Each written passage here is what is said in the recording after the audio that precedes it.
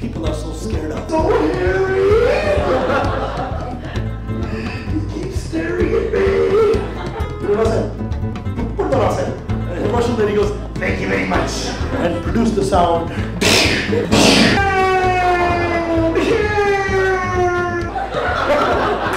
have to love each other! So, Azhar, can you briefly explain to us what made you become a comic? Because I think that before you were a lawyer and then you switched to an artist performance, that you decided to become an artist. Right. So how did you conduct this switch from lawyer to an artist? An artist. Well, I had always been fascinated by comedy, even when I was a little kid, and specifically stand-up comedy, because I grew up watching black comedians, Jewish comedians, Hispanic comedians, Latino comedians. And I always remember, I used to think, man, you know, why isn't there a Indian comedian or Muslim comedian, or Middle Eastern comedian, Arab comedian, something that I felt represented me?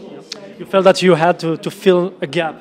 Not so much that, but I felt there was a gap. I didn't feel I had to fill it, but I felt there was a gap, and I wish that there was a comedian that was a reflection of me and talking about my perspective, my story. And it never happened, you know. And as I got older, I just started thinking, like, why didn't I do it, you know? So I finally worked up the courage, although I was very intimidated. I worked up the courage to finally try stand-up. And once I did, I just fell in love. And within a few years, I figured out a way to make a living telling jokes. And so I finally was able to quit my job as a lawyer. That was over 5 years ago. When you started to perform your artist work, did you find the Muslim community as a very open, welcoming community, or did you find some kind of dopeness or hostility, or how did you find? Right, I found the Muslim communities all across the United States, and then shortly thereafter around the world, to be extremely open and extremely welcoming of my work. And also, once we started the Allah Made Me Funny tour, which has been going strong now since 2004, so 5 years.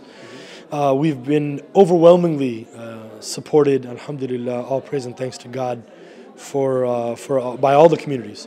And I think that there's two reasons for that. One is, you know, all of the comedians that are part of our show, we are all, you know, believing, practicing Muslims. We try our best anyway.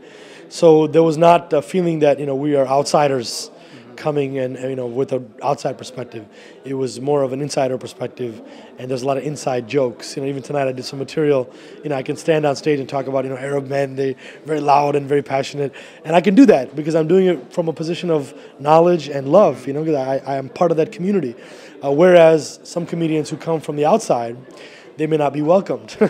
So that's point number one. Point number two is, you know, I think that Muslim communities also are beginning to realize that, you know, there's so much emphasis placed on, you know, halal and haram in our communities, and people want to say, well, all this entertainment is haram and Hollywood movies are haram. Things are always seen as in duality. It's yeah, exactly. And so, you know, even if you believe that, you have to offer some alternative for people, particularly for our young.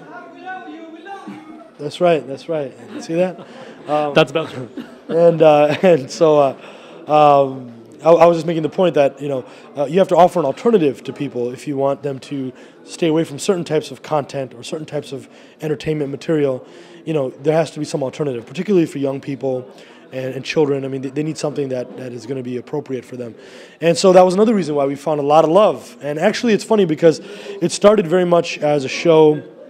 And my work has, even till now, has been predominantly supported by Muslims, but more and more, you know, mainstream, non-Muslims, people from other faiths, people with no faith, people who are anti-faith, they're still finding, you know, something in our show that resonates with them.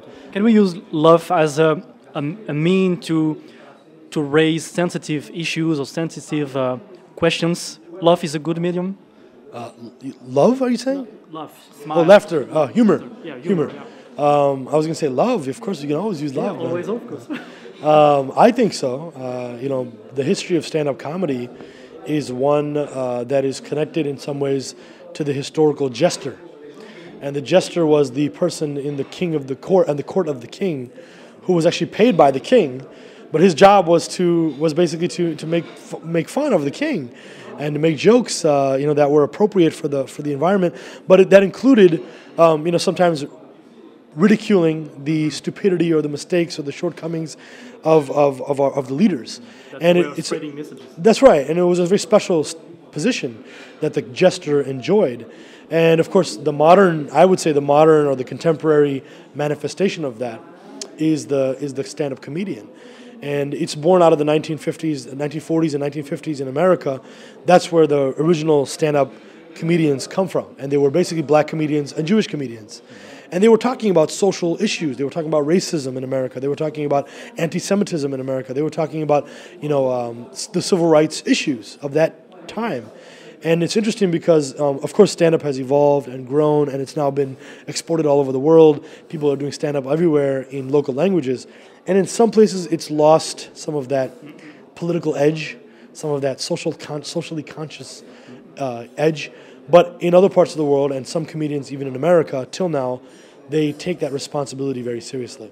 And it's my position, it's always been my belief, that great comedy has always made you laugh, but also think.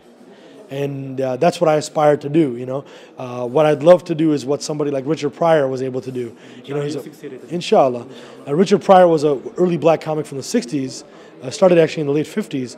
And interestingly, if you listen to his material, it was timely, but it was also timeless. Because everything he's talking about was core human values, real experience from his life in a way that was so raw and so real and authentic that audiences felt a connection to him, and they were able to see themselves in his own life experience, even though they may have a very different experience. And so that's what great comedy does. So hopefully, inshallah, one day I'll get there. If you had to deliver one advice for the young comedians here in Brussels, especially from our community, what would be your sole advice to give to them? This is a fantastic question. And I asked... That requires a fantastic answer. Yeah, well, I'll share. I have to just tell you a little bit of background. I asked this exact same question. I said from a man who's called Dick Gregory. And your viewers should Google him now. If you're on the internet, Google Dick Gregory, Gregory. Gregory. And Dick Gregory is widely regarded as the first black comedian in America to perform for all white audiences, doing stand-up. And this was back in the 50s and 60s. I got a chance to meet him. He's in his 80s now. And he's written 2 autobiographies. He says, I've lived such a long life, I can write 2 autobiographies. And he's an amazing person. And I had a chance to interview him for a documentary. So I asked him this exact question. I said, look, I'm a comedian, I'm a Muslim, I'm Indian, I belong to minority communities in America. I said, do you have any advice? And he said, look, he goes, if you want to get on stage and talk about real issues, you want to talk about what's really going on, he said, it's very easy. Get on stage every night and tell the truth. That's a good advice. That's all he said. Tell the truth.